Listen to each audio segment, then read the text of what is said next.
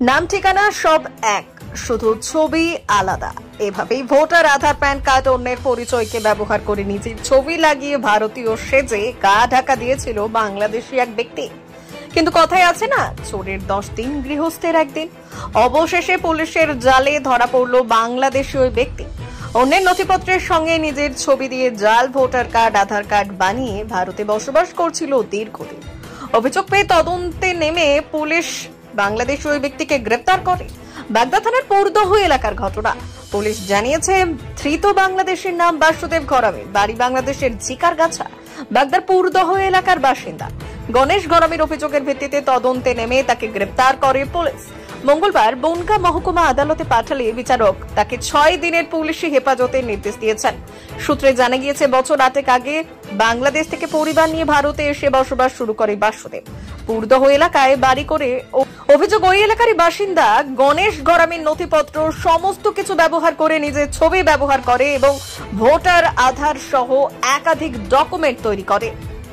বাসুদেবের নামে কোনো কাগজপত্র এলেই তা প্রথমে চলে যেত গণেশ ঘরামির বাড়িতে। এরপরেই সন্দেহ হয়। তার নথিপত্র চেক করতে গণেশ জানতে পারে তার সমস্ত কিছু নকল করার ঘটনা। এরপর তিনি বাগদা থানায় লিখিত অভিযোগ দায়ের করেন। তদন্তে নেমে পুলিশ অভিযুক্তকে গ্রেপ্তার করে। বাসু মোরাল এলাইস বাসুদেব ঘরামি, এর অ্যাকচুয়াল বাড়ি হচ্ছে বাংলাদেশের ঝিকরগাছা গ্রাম, ডিস্ট্রিক্ট যশোর।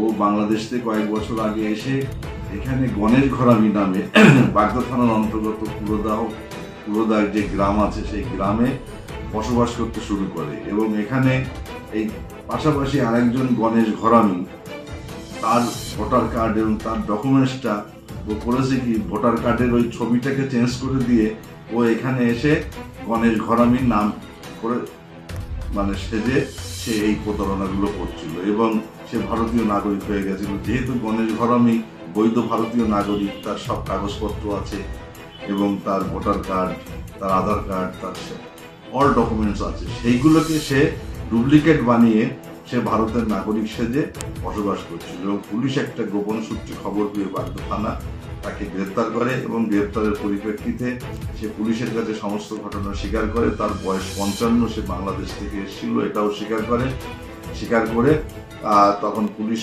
তার জবানবন্দি রেকর্ড করে আজকে লানেট এসিজিএম আদালতে তাকে পুলিশ করা হয় এবং পুলিশ করার পরে 6 দিন পিসি নিয়েছে এবং তার সঙ্গে যে চিটিং সে করেছে, সেই কাগজপত্র জালিয়াতি করেছে এবং সে বাংলাদেশি নাগরিক 14AB এই ধারায় তার বিরুদ্ধে পুলিশ অভিযোগ দায়ের করেছে এবং সেই পরিপ্রেক্ষিতে পুলিশ তার বিরুদ্ধে তদন্ত করার জন্য পুলিশ কাস্টডি রিমান্ড চেয়েছিল, পুলিশ রিমান্ড, এবং সেই পরিপ্রেক্ষিতে কোর্ট পুলিশ হয়ে তাকে 6 দিনের পুলিশ রিমান্ডের অর্ডার দিয়েছে এবং সে কিভাবে কি এই প্রতারণা আর কি কাজ করেছে সেইগুলো আরো তদন্ত সাপেক্ষ জানা যাবে এবং পরবর্তীকালে আফটার পিসি রিটার্নে আমরা সেটা জানতে পারবো যে সে কতটা জালিয়াতি করেছে এবং এরকম এটা খুবই একটা